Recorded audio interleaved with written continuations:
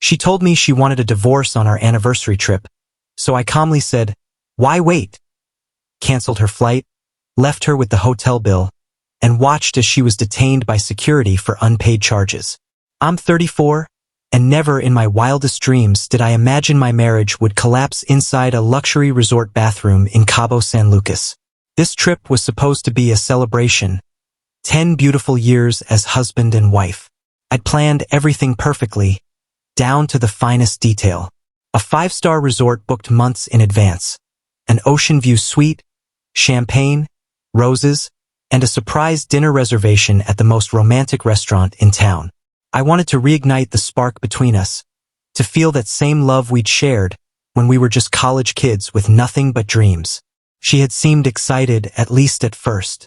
She'd been posting her new vacation outfits online, telling everyone how much she couldn't wait for Cabo. But the first red flag appeared before we even landed.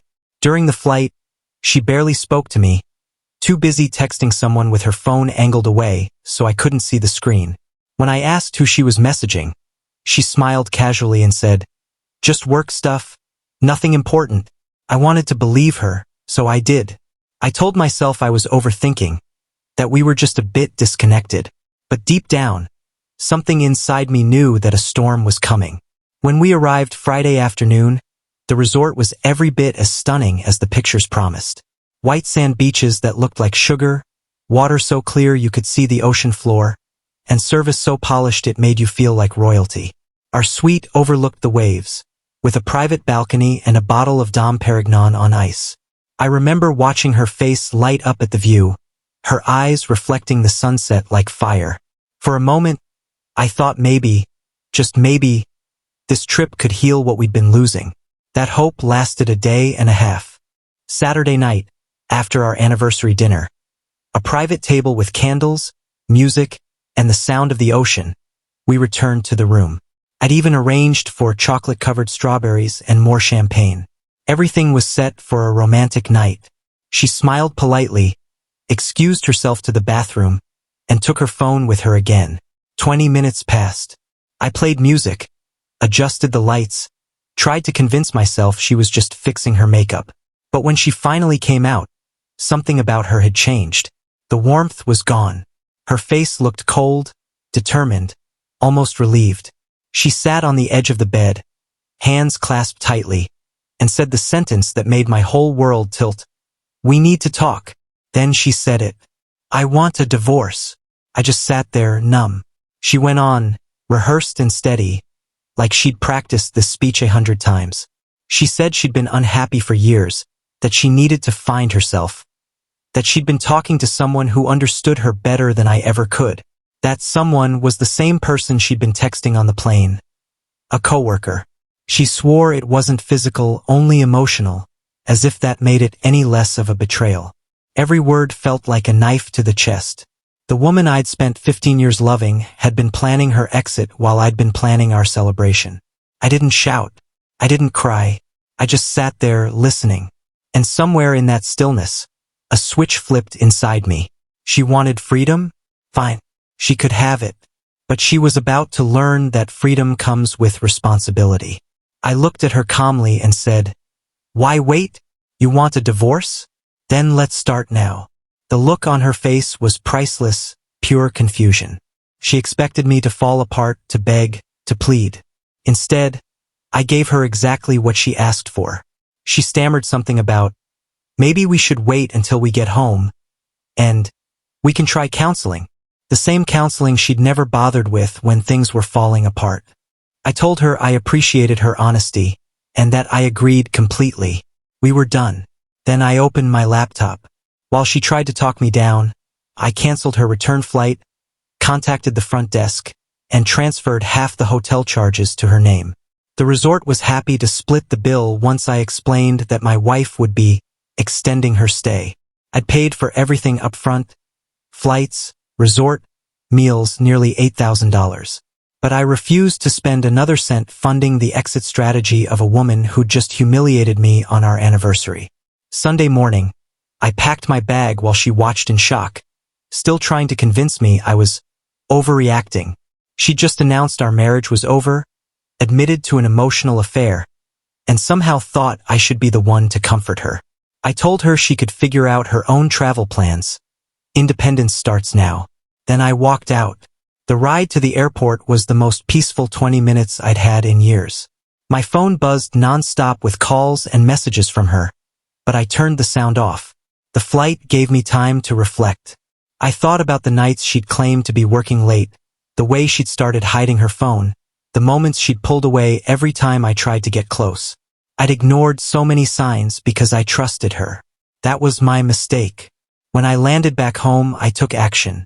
I moved half our joint savings into a separate account. My half, nothing more.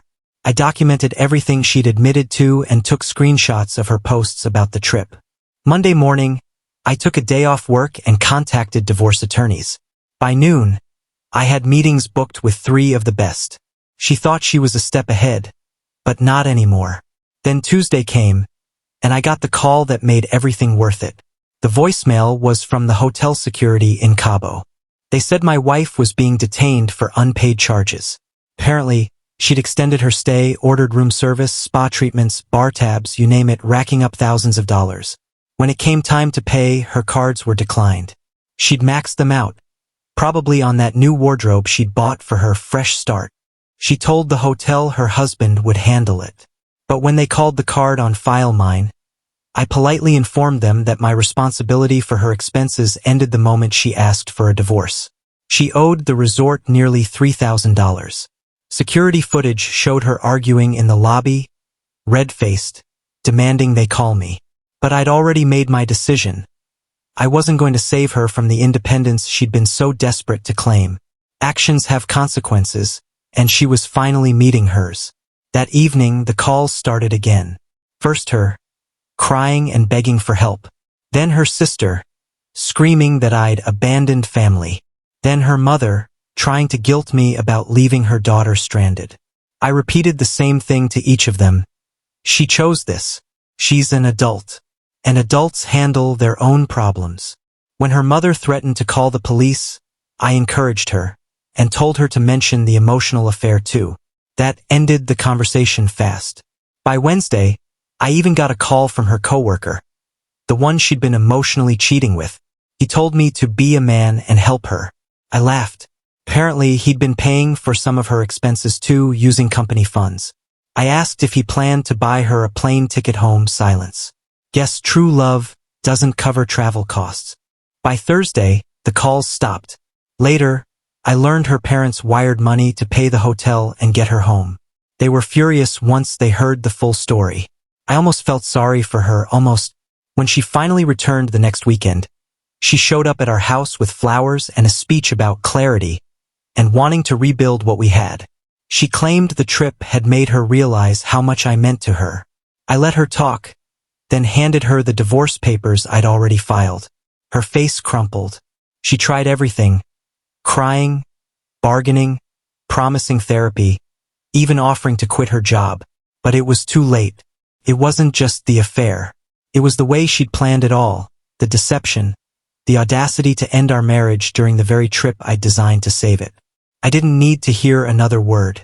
The woman I married was gone, replaced by someone I didn't recognize. Someone who thought she could destroy me and still expect me to clean up the mess. The divorce took 8 months, but it was surprisingly smooth.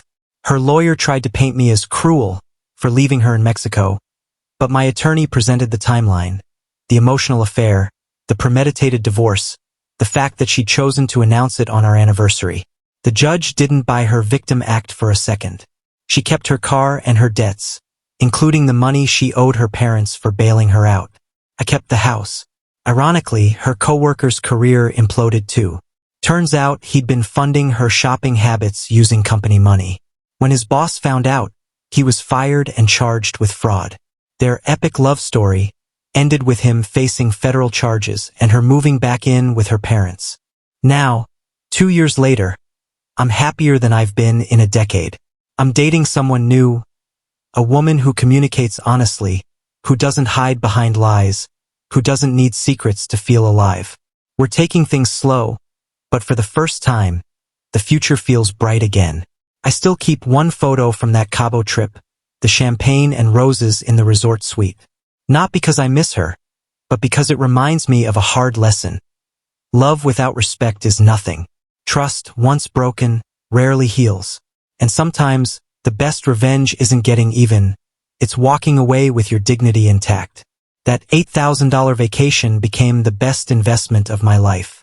Not in memories, but in clarity. She asked for a divorce. I simply gave her what she wanted, just not the way she expected. If you enjoyed the story, please like and subscribe for more.